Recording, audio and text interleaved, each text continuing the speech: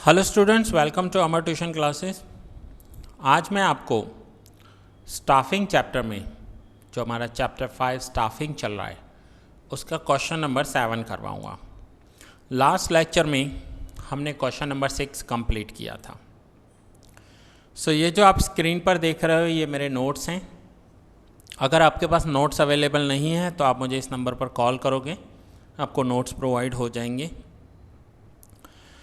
आइए question number 7 start करते हैं और देखते हैं क्या दिया हुआ है। Explain the meaning and importance of training.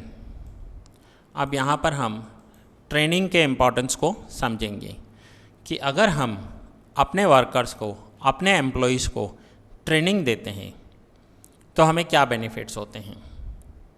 Training किसी भी टाइप की हो सकता है कि मैं अपने क्लर्क्स को या ऑफिस स्टाफ को कोई एडवांस वर्जन या एडवांस सॉफ्टवेयर सिखा रहा हूँ, उसकी ट्रेनिंग दे रहा हूँ।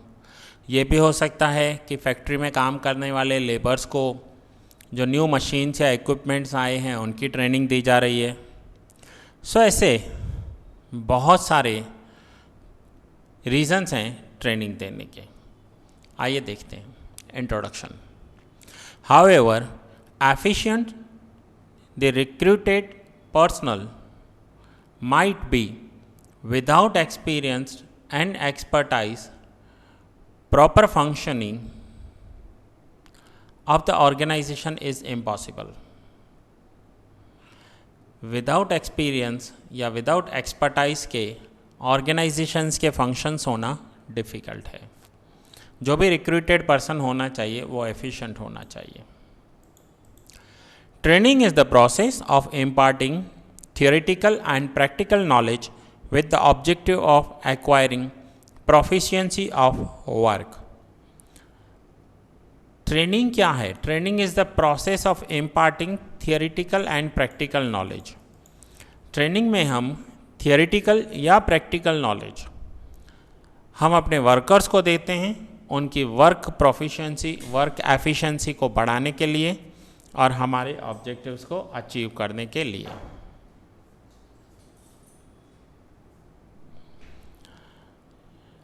Training is not temporary but a continuous process. Underline कर लो, ट्रेनिंग कभी भी टेम्पररी नहीं होती, ये कंटिन्यूअस प्रोसेस है। ऐसा नहीं है कि आपने एक बार अपने वर्कर्स को ट्रेनिंग देकर रिक्रूट कर दिया, अपॉइंट कर दिया, फिर लाइफ टाइम उसे ट्रेनिंग नहीं देनी पड़ेगी, ऐसा नहीं होगा।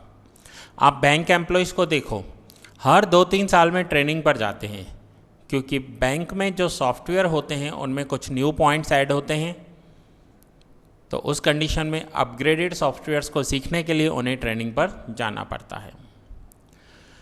To increase knowledge, ability and proficiency of employees, the organization arrange training programs. जो ऑर्गेनाइजेशन होता है, जो बिजनेस ऑर्गेनाइजेशन होगा, वो ट्रेनिंग प्रोग्राम्स अरेंज करता है जिसमें सारे एम्प्लॉयज़ अलग अलग ब्रांचेस से आकर एक जगह पर मिलकर ट्रेनिंग लेते हैं। Concept in general terms, training means providing theoretical and practical knowledge with reference to the work of employees. Employ का जो वर्क होगा उसी वर्क के रिलेटेड उसे ट्रेनिंग दी जाएगी, उसे सारी ट्रेनिंग्स नहीं दी जाएंगी, उसके वर्क के रिलेटेड ट्रेनिंग दी जाएगी उसे। As stated by an expert, training means giving up to date information about the organisation and also to increase the efficiency, skill, aptitude, that means ability, attitude and technical skill of the employee. Training का मतलब होता है कि up to date information अपने employees को देना। किसके लिए? अबाउट ऑर्गेनाइजेशन, हमारी ऑर्गेनाइजेशन के लिए हम उन्हें अप टू डेट इंफॉर्मेशन देंगे।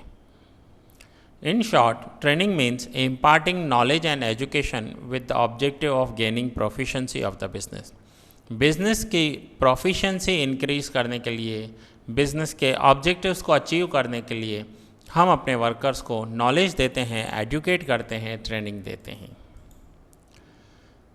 नेक्स्ट इज इम्पॉर्टेंस, ट्रेनिंग के इम्पॉर्टेंस क्या हैं? First point is modern information. Training is necessary for explaining the employees about modern technological changes and research. हम जो काम करते हैं, हम जो मशीन्स ऑपरेट करते हैं, उन मशीन्स में कौन से टेक्नोलॉजिकल चेंजेस हुए हैं, कौन से न्यू रिसर्च हुए हैं और कौन से न्यू इक्विपमेंट्स मार्केट में आए हैं और अब वो हम इंस्टॉल करवाने जा रहे हैं, तो उसके रिगार्डिंग हम अपने एम्प्लॉयज़ को ट्रेनिंग देंगे. Safety. Those workers who are handling machines are given information regarding operations of machinery so that accidents can be reduced. जो वर्कर्स बड़ी मशीन्स के साथ काम करते हैं, प्लांट्स में काम करते हैं, उन्हें मशीन्स के रिलेटेड नॉलेज दिया जाता है ताकि वहाँ पर एक्सीडेंट रिड्यूस हो पाए.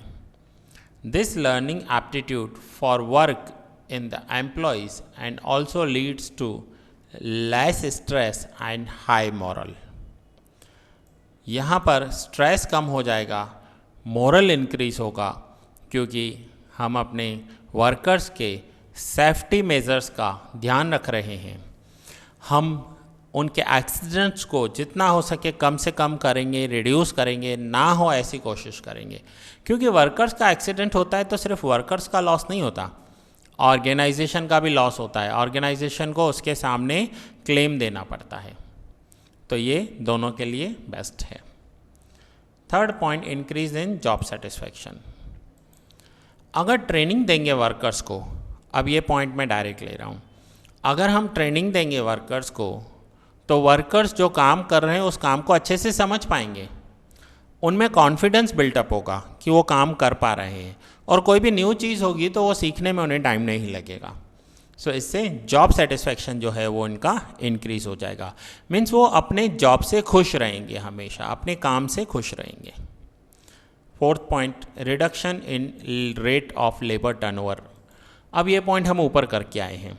लेबर टर्नओवर क्या होता है ये मैंने ऊपर एक्सप्लेन किया था कि जब हमारे यहाँ से वर्कर्स निकल जाते हैं तो उसकी जगह पर हम न्यू वर्कर्स को अपॉइंट करते हैं. सो निकलने वाले वर्कर्स और न्यू अपॉइंट होने वाले वर्कर्स का जो टर्नओवर होता है उसे लेबर टर्नओवर बोलते हैं. सपोज़ करो मेरे पास 1000 वर्कर्स काम कर रहे हैं और उसमें से 100 निकल गए तो 100 न्यू अपॉइंट करने पड़ेंगे, न्यू को ट्रेन करना पड़ेगा, न्यू को काम समझाना पड़ेगा. अब जो 100 निकले, क्यों निकले? पर्सनल रीजंस हो सकते हैं उनके, हो सकता है हमने निकाला हो, ये भी हो सकता है उनकी एज पूरी हो गई, 60-62 के हो गए, अब उन्हें रिटायर करना है. ये भी हो सकता है किसी वर्कर की डेथ हो गई. ये भी हो सकता है किसी वर्कर को किसी दूसरी कंपनी में अच्छी अपॉर्चुनिटी मिली तो वो यहाँ पर छोड़कर चला गया. रीज़न कुछ भी हो, बट जो ओल्ड वर्कर्स निकलते हैं उसकी जगह न्यू वर्कर्स को अपॉइंट किया जाता है. इसे लेबर टर्नओवर रेट कहते हैं. अगर हमारे वर्कर्स हमारे काम से सेटिस्फाइड हैं तो वो हमारी कंपनी को, ऑर्गेनाइजेशन को कभी भी नहीं छोड़ेंगे. इस वजह से हमारा जो लेबर टर्नओवर रेट है वो रिड्यूस हो जाएगा. हाँ, लेबर टर्नओवर तब होगा जब किसी वर्कर की डेथ होगी या वो रिटायर होगा, अदरवाइज़ लोग नहीं छोड़ कर जाएंगे, चेंज नहीं करेंगे. अगर वो हैप्पी हैं तो चेंज नहीं करेंगे. Fifth point, increase in profit. Training increase production and productivity, thereby reducing cost of production and increase profit. Training की वजह से हमारा प्रोडक्शन कॉस्ट जो है वो रिड्यूस हो जाता है और उस वजह से हमारा प्रॉफिट जो है वो इंक्रीज हो जाता है. Reduction in expense. अब ये नॉर्मल पॉइंट है. अगर वर्कर्स हमारे ट्रेंड होंगे तो वेस्टेज नहीं करेंगे, decrease vestiges. Wastage raw material का जो है डिक्रीज होगा. सुपरवाइजन कॉस्ट भी रिड्यूस हो जाएगी हमारी. सो हमारे एक्सपेंसेस जो हैं, टोटल एक्सपेंडिचर्स जो हैं हमारे, वो रिड्यूस हो जाएंगे. सो अगर वर्कर्स ट्रेंड हैं तो रॉ मटेरियल का वेस्टेज नहीं करेंगे, ध्यान से काम करेंगे, कॉस्ट रिड्यूस होगी और एक्सपेंडिचर रिड्यूस हो जाएगा. Growth and development of employees. अब जब भी हम अपने एम्प्लॉयज़ को ट्रेनिंग के लिए भेजते हैं तो वर्कर्स का ग्रोथ होता है, डेवलपमेंट होता है। Training results in the increase in skill, knowledge, ability and intelligence of the employ. This also results in personal growth and development of the employees. Training से क्या होता है कि जो वर्कर्स का नॉलेज है वो इंक्रीज़ होता है, एबिलिटी इंक्रीज़ होती है, इंटेलिजेंस इंक्रीज़ होता है। सो इन रीज़न से उनका पर्सनल ग्रोथ होता है, पर्सनल डेवलपमेंट होता है। Other benefits, training improves quality of production. Training से क्या होता है, क्वालिटी ऑफ प्रोडक्शन जो है, प्रोडक्शन की जो क्वालिटी है वो इंक्रीज़ हो जाएगी। हमारा जो प्रोडक्शन होगा वो बेस्ट क्वालिटी का प्रोडक्शन होगा। It enhance prestige of the organisation and reduce stress. Stress reduce होगा और ऑर्गेनाइजेशन का जो प्रेस्टीज होगा वो इंक्रीज हो जाएगा। An environment of cooperation is created and loyalty, sincerity and the enthusiasm of employ is increased. एक कॉपरेशन का एटमॉस्फेयर क्रिएट होगा, वर्कर्स एक दूसरे को कॉपरेट करेंगे, लॉयल रहेंगे, ऑनेस्ट रहेंगे, सिंसियर रहेंगे। सो बेनिफिट्स हैं ये सारे ट्रेनिंग के। अगर हमारे वर्कर्स ट्रेंड हैं तो वो बहुत अच्छे से काम करके देंगे, प्रॉफिट इंक्रीज होगा, कॉस्ट रिड्यूस होगा, वेस्टेज रिड्यूस होगा। सो ये था क्वेश्चन नंबर 7 जो हमने समझा। Now question number 8, give the meaning of development and explain its importance. Meaning of development and explain its importance. Top level management and departmental heads have more of intellectual work than physical work, so special training is given to them. जो top level के management होते हैं उन्हें intellectual work ज़्यादा होता है then physical work. आप top level के मैनेजर्स को देखोगे ऑफिस में बैठकर काम कर रहे होंगे एक कंप्यूटर पर, लेकिन उनका इंटेलेक्चुअल वर्क ज़्यादा होता है, मेंटल वर्क ज़्यादा होता है, फिजिकल वर्क इतना नहीं होता।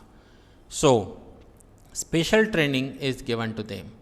सो उन्हें भी ट्रेनिंग दी जाती है, स्पेशल ट्रेनिंग दिए जाते हैं उन्हें। The objective of this training is to increase their mental ability and their efficiency in taking policy decisions. Due to this, they become experts in technical knowledge and make strategic plans and policies. This type of training is called officer development in present time. ये इनकी mental ability को increase कर देती है। ये जो training इन्हें दी जाती है ये किस रीज़न से दी जाती है, उनकी मेंटल एबिलिटी को इंक्रीज़ करने के लिए, उनके जो पॉलिसी डिसीजंस लेने हैं उन्हें उस एफिशिएंसी को इंक्रीज़ करने के लिए, उन्हें एफिशिएंट बनाने के लिए। Due to this they become experts. वो अपनी फील्ड के एक्सपर्ट हो जाते हैं, टेक्निकल नॉलेज भी होता है उनके पास एंड स्ट्रेटेजिक प्लानिंग भी कर सकते हैं। सो यहाँ पर इसे ऑफिसर डेवलपमेंट कहा जाता है। In this industrial world many upcoming changes are taking place. बहुत सारे अपकमिंग चेंजेस जो हैं वो आ रहे हैं। So to enhance the ability of top level management the organisation has to undertake development oriented programmes. So to enhance the ability of top level management, top level management की ability को increase करने के लिए organisation क्या करती है, development oriented programmes conduct करती है। एनी हाउ ये जो डेवलपमेंट ओरिएंटेड प्रोग्राम्स होते हैं या जिसे ऑफिसर डेवलपमेंट कहा जाता है, ये टॉप लेवल का ट्रेनिंग प्रोसीजर है। Concept: Development is the process of imparting theoretical and practical knowledge to top level management and departmental heads. यहाँ पर top level management and departmental heads जो होते हैं उन्हें थियोरेटिकल एंड प्रैक्टिकल नॉलेज दिया जाता है। The term development transfer to a program which helps to achieve the pre-decided objective of the organization by improving the capabilities of heads। ये programmes क्यों किए जाते हैं? तो ये ऑर्गेनाइजेशंस के ऑब्जेक्टिव्स को अचीव करने के लिए किए जाते हैं। हर ऑर्गेनाइजेशन का मोस्टली, मीन्स ये नहीं बोल सकते हर एक, लेकिन मोस्टली ऑर्गेनाइजेशन का एम होता है प्रॉफिट जनरेट करना। और उसके बाद कुछ ऑर्गेनाइजेशंस ये बिलीव करते हैं कि अगर वो क्वालिटी प्रोडक्ट मार्केट में दे रहे हैं तो ये उनका ऑब्जेक्टिव है। सो अपने ऑब्जेक्टिव्स को अचीव करने के लिए departmental heads and top level management को थियोरेटिकल एंड प्रैक्टिकल नॉलेज दिया जाता है। इम्पॉर्टेंस, नाउ इम्पॉर्टेंस में कुछ पॉइंट्स हम ऑलरेडी करके आए हैं। Increase in technical knowledge, training की वजह से उनका टेक्निकल नॉलेज जो है वो इंक्रीज हो जाता है। सो वो टेक्निकल रिलेटेड जो डिसीजंस हैं वो अच्छे से ले पाते हैं। हर एक ऑफिसर को, उसके डिपार्टमेंटल हेड को जिस भी ट्रेनिंग की ज़रूरत होगी वही ट्रेनिंग उसे दी जाएगी। अगर किसी को मशीन्स एंड मेथड्स की ज़रूरत है तो उसे वो उस टाइप की ट्रेनिंग दी जाएगी। एनी हाउ हर एक डिपार्टमेंट के रिलेटेड अलग अलग ट्रेनिंग होती है। ये भी मैंने कवर किया था एक क्वेश्चन में। मैंने आपको एग्जांपल दिया था कि अगर मुझे क्लर्क को ट्रेनिंग देनी होगी तो मैं latest softwares, MS office, tally के जो लेटेस्ट वर्जन होंगे वो सिखाऊंगा। लेकिन अगर मुझे ड्राइवर की पोस्ट के लिए किसी को अपॉइंट करना होगा तो मैं ये नहीं देखूंगा कि उसे लेटेस्ट सॉफ्टवेयर आ रहे हैं या नहीं आ रहे हैं, मैं ये देखूंगा कि उसका ड्राइविंग स्किल कैसा है। सो हर एक पर्सन को उसकी फील्ड के अकॉर्डिंग ट्रेनिंग दी जाती है। Research and new ideology, it increase the efficiency of departmental heads to work at the administrative level by providing them knowledge about new researches and ideology. यहाँ पर क्या होता है, डिपार्टमेंटल हेड्स को उनके वर्क रिलेटेड जो भी न्यू रिसर्च या न्यू आइडियाज़ आए हैं मार्केट में, या कोई न्यू सॉफ्टवेयर आया है या कोई न्यू टेक्नोलॉजी आई है, उसके लिए उन्हें ट्रेन किया जाता है, अवेयर किया जाता है। Third point, development of the organization. In present times developmental programs are necessary to take the organization of national and international levels by adopting new changes and strategies। Present time में क्या होता है, development programmes रखे जाते हैं। वो ज़रूरी हैं ऑर्गेनाइजेशन के लिए क्योंकि वो नेशनल और इंटरनेशनल लेवल पर होते हैं। और क्यों होते हैं, न्यू चेंजेस को अडॉप्ट करने के लिए। हम ये देखेंगे कि पूरी वर्ल्ड में क्या न्यू आया है, कौन सी न्यू टेक्नोलॉजी आई है, और उसे हम अडॉप्ट करेंगे। आपने देखा होगा पहले लैंडलाइन हुआ करते थे। आपको किसी से बात करनी हो तो वायर का होना ज़रूरी होता था। आप यहाँ से कॉल करते थे, वो लैंडलाइन वायर से कनेक्टेड होते थे, और वहाँ पर जहाँ पर आप कॉल कर रहे हो वहाँ भी लैंडलाइन होना चाहिए। उसके बाद मोबाइल्स आए तो सबको न्यू टेक्नोलॉजी लगी, क्योंकि मोबाइल नेम ही है मोबाइल। मोबाइल यानी जिसे मूव कर सकते हो आप। हम एक जगह से दूसरी जगह ले जा सकते हैं, वो बिना वायर के काम करते हैं। आप उसे पूरे सिटी में, क्या पूरे स्टेट में, पूरी कंट्री में लेकर जा सकते हो। तो ये एक न्यू टेक्नोलॉजी थी, लैंडलाइन से मोबाइल पर आना। सो जो भी न्यू टेक्नोलॉजीज आए होंगे हम उन्हें अडॉप्ट करेंगे। Optimum use of resources. Development programs helps to make optimum use of available resources. हमारे पास जो भी अवेलेबल रिसोर्सेज है हम उसका मैक्सिमम यूज़ करेंगे।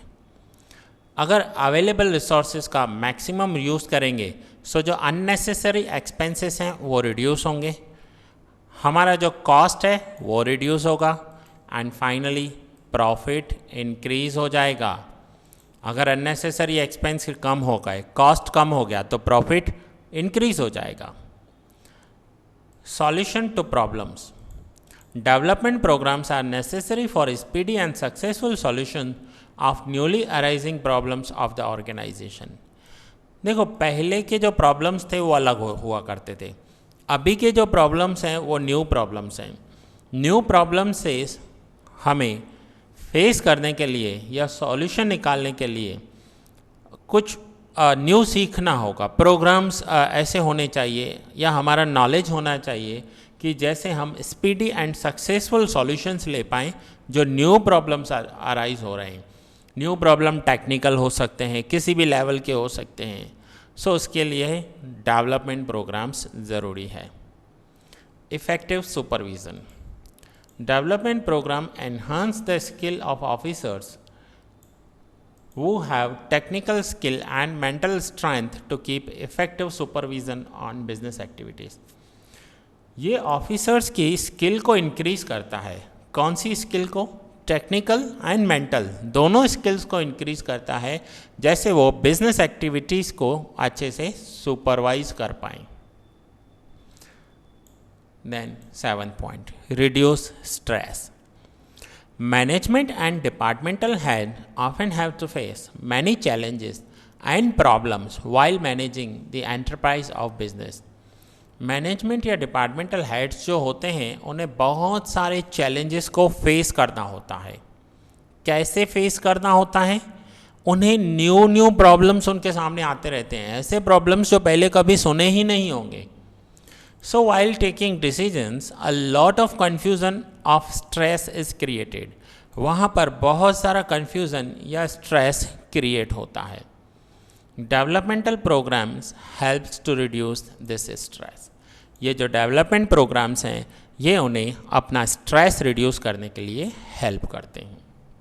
So ये था 7th point। Now 8th point, development programs। Such programs help the officers to meet future challenges and bring suitable changes in the business। Officers को प्रिपेयर करते हैं ऐसे प्रोग्राम फ्यूचर चैलेंजेस से beat करने के लिए, फाइट करने के लिए, and bring suitable changes in business. Business में अगर कोई सूटेबल चेंजेस लेकर आने हों तो उसके लिए ऑफिसर्स को तैयार करते हैं। सो ये था question number 8, most important, give the meaning of development and I explain its importance. तो ये हमने क्वेश्चन नंबर 8 कंप्लीट किया। नाउ क्वेश्चन नंबर 9 में the difference between training and development है। The difference between training and development, ये दोनों questions अलग अलग डीपली मैंने आपको ऊपर एक्सप्लेन किए थे। ये डेवलपमेंट अभी जो मैंने लास्ट लिया और उससे पहले मैंने ट्रेनिंग वाला पॉइंट लिया था।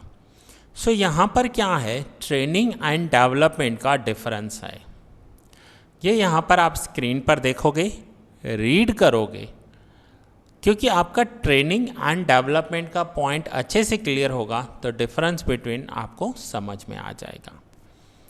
सो यहाँ पर आप रीड करोगे, अगर कुछ डाउट्स हो तो मुझे कॉल या व्हाट्सएप करोगे, ठीक है। वैसे भी आप अगर मेरे पहले के स्टूडेंट्स रहे होंगे तो मैं पॉइंट अच्छे से क्लियर करके डिफरेंस बिटवीन होमवर्क में ही देता था। Now next is the difference between recruitment and selection. Recruitment and selection में क्या डिफरेंस है ये आपको बताना है।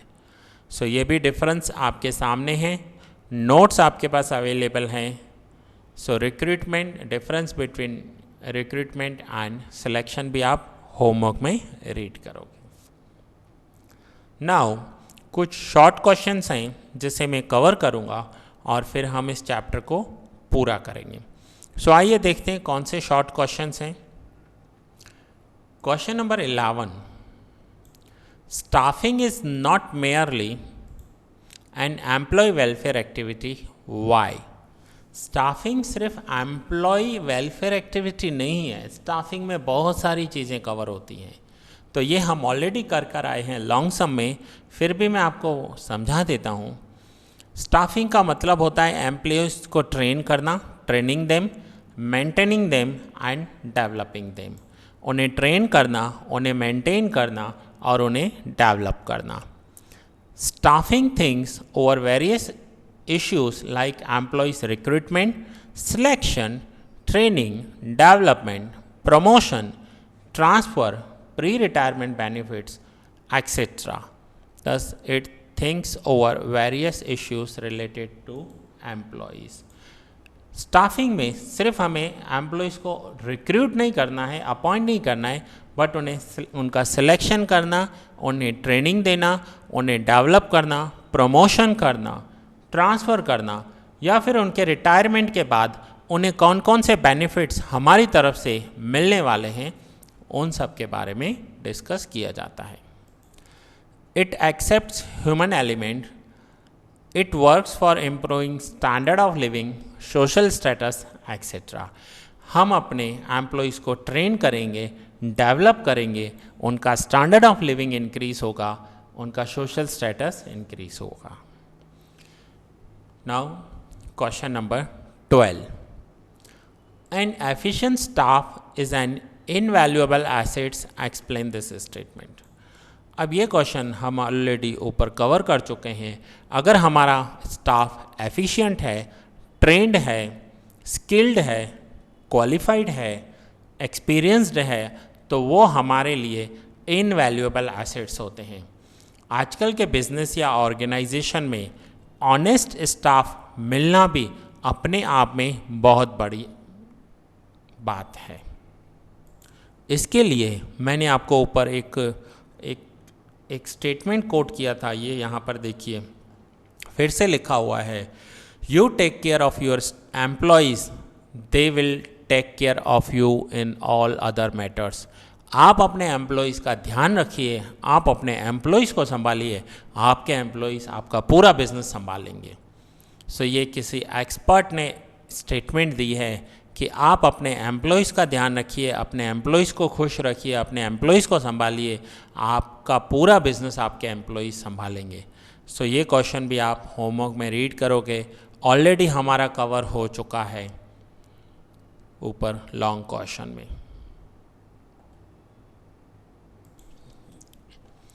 Question number 13।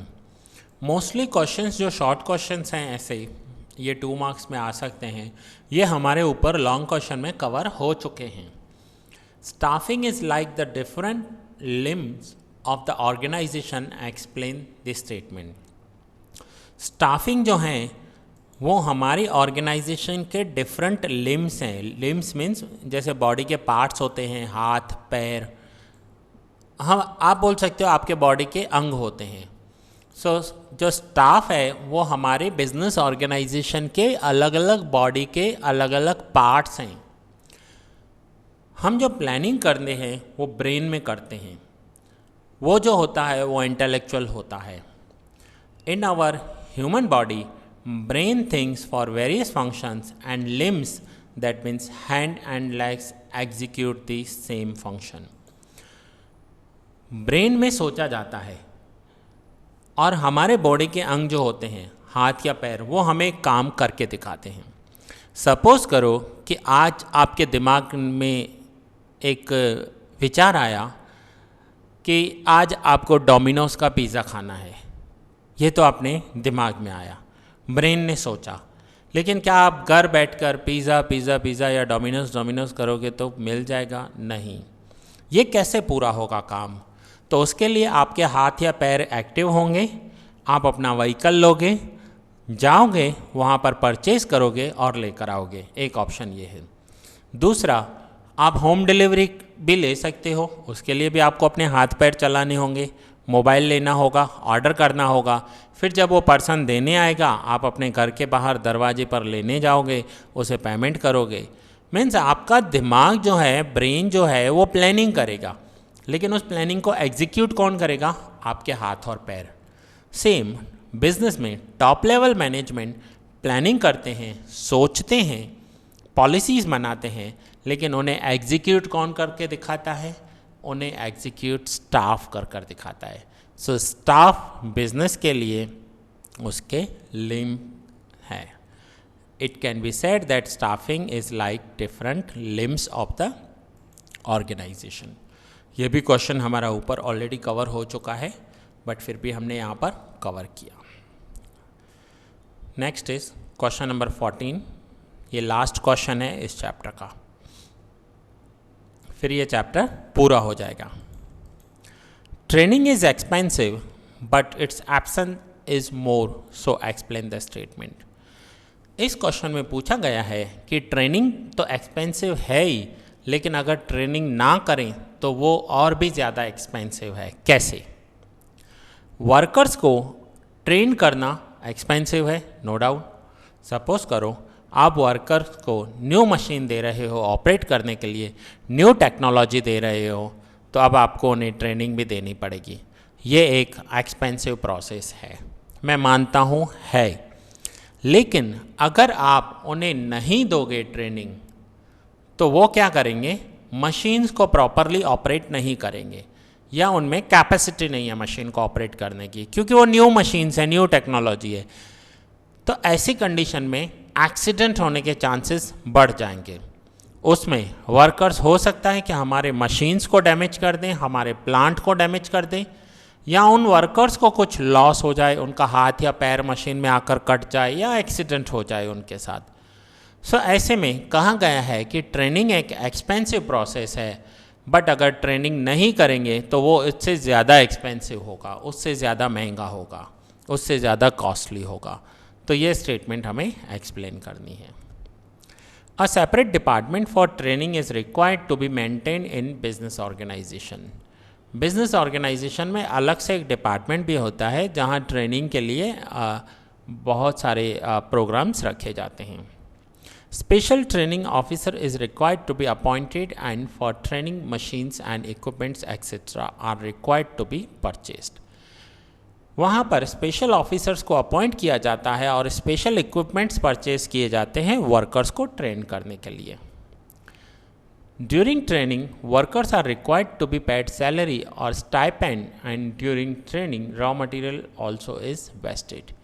जब हम वर्कर्स को ट्रेनिंग देते हैं तो during that training time, training बहुत लंबी होती है. अगर आपको लगता है कि ट्रेनिंग एक दिन या एक घंटे में पूरी हो जाएगी, तो ऐसा नहीं है. 15-15 दिन ट्रेनिंग में लगते हैं. तो अगर हम किसी वर्कर को ट्रेनिंग दे रहे हैं तो हमें उसे सैलरी देनी होगी. अगर वो हमारा एक्स वर्कर है, ऑलरेडी हमारा वर्कर है, लेकिन अगर हम न्यू अपॉइंट कर रहे हैं तो न्यू अपॉइंटेड पर्सनस को स्टाइपेंड दिया जाता है. स्टाइपेंड भी वन टाइप ऑफ सैलरी होती है, लेकिन ड्यूरिंग ट्रेनिंग टाइम उन्हें आधी सैलरी दी जाती है या थोड़ी कम सैलरी दी जाती है, इसलिए उसे स्टाइपेंड बोलते हैं. मैं न्यू वर्कर को अपॉइंट कर रहा हूँ सपोज करो, और उसे कंप्यूटर पे काम करना है, लेकिन कंप्यूटर चलाना नहीं आता. तो मैं उसे बोलूँगा ठीक है, मैं आपको सॉफ्टवेयर तो सिखाऊंगा, लेकिन ये सॉफ्टवेयर सीखने में आपको 1 महीना लगेगा. उस 1 महीने की आपको सैलरी नहीं मिलेगी, लेकिन स्टाइपेंड मिलेगा और वो आधा होगा. इसका मतलब है कि मैं उसे आधी सैलरी दूंगा और उसे ट्रेनिंग पर भेजूँगा. Thus, training function is very expensive. So training ये एक एक्सपेंसिव प्रोसेस है, but the advantages gained because of training are more as compared to expenditure. But उसमें से जो एडवांटेजेस होते हैं वो बहुत ज़्यादा होते हैं. एक्सपेंडिचर के कंपेयर में एडवांटेजेस बहुत ज़्यादा होते हैं. Hence, training expense should not be considered as expense but should be considered as capital expenditure. Training को कभी भी हम एक्सपेंडिचर कंसीडर नहीं करते, बट ट्रेनिंग को हम इन्वेस्टमेंट कंसीडर करते हैं. देखिए मैं यहाँ पर ब्रैकेट में आपको लिख कर दिखाता हूँ. इन्वेस्टमेंट कंसीडर करना है. जो ट्रेनिंग देते हैं और उसके लिए जो पैसा खर्च किया जाता है, उस एक्सपेंडिचर नहीं समझेंगे, उसे हम इन्वेस्टमेंट समझेंगे. Capital expenditure means investment consider करेंगे हम उसे. Because of training, production and efficiency increases, accident and risk reduce, wastage and repairing expense reduce, workers income increase, supervision expense reduce, workers fatigue reduce, moral increase. देखिए जो जो benefits हैं वो increase हो रहे हैं और जो लॉसेस हैं वो डिक्रीज़ हो रहे हैं. जैसे वर्कर्स की एफिशिएंसी इंक्रीज़ होगी, एक्सीडेंट एंड रिस्क रिड्यूस होंगे, वेस्टेज रिड्यूस हो जाएगा, वर्कर्स की इनकम इंक्रीज़ हो जाएगी, हमारे एक्सपेंसेस रिड्यूस होंगे। मीन सारे के सारे बेनिफिट्स ही हैं ट्रेनिंग में से। Hence it can be said that training is expensive but its absence is more. So हम ये कह सकते हैं कि ट्रेनिंग एक्सपेंसिव होता है, बट अगर नहीं करेंगे तो वो इससे ज़्यादा एक्सपेंसिव होगा। सो स्टूडेंट्स, ये था क्वेश्चन नंबर 14 जो हमने कंप्लीट किया। उसके बाद नेक्स्ट है आपका answer the following question in 1 sentence, जो हमारा ऑलरेडी ऊपर कवर हो चुका है। हम इसमें से सारे पॉइंट्स लॉन्ग क्वेश्चंस में ऑलरेडी कवर करके आए हैं, और उसके बाद लास्ट में आपको दिए हुए हैं MCQ। ये MCQ भी आपके लॉन्ग क्वेश्चन में कवर हो गए हैं। सो स्टूडेंट्स, ये आपका स्टाफिंग चैप्टर यहाँ पर कंप्लीट हुआ। हमने OC के 5 चैप्टर्स कंप्लीट कर लिए हैं। यहाँ पर नोट्स आपके पास अवेलेबल हैं। अगर नोट्स नहीं हैं तो मैं फिर से बता दूं, आप मुझे इस नंबर पर कॉल कीजिए 9712342616, आपको नोट्स प्रोवाइड हो जाएंगे। सो ये चैप्टर मैं यहाँ ही पूरा कर रहा हूँ। अब मैं नेक्स्ट लेक्चर में न्यू चैप्टर स्टार्ट करूँगा। सो मिलते हैं नेक्स्ट लेक्चर में।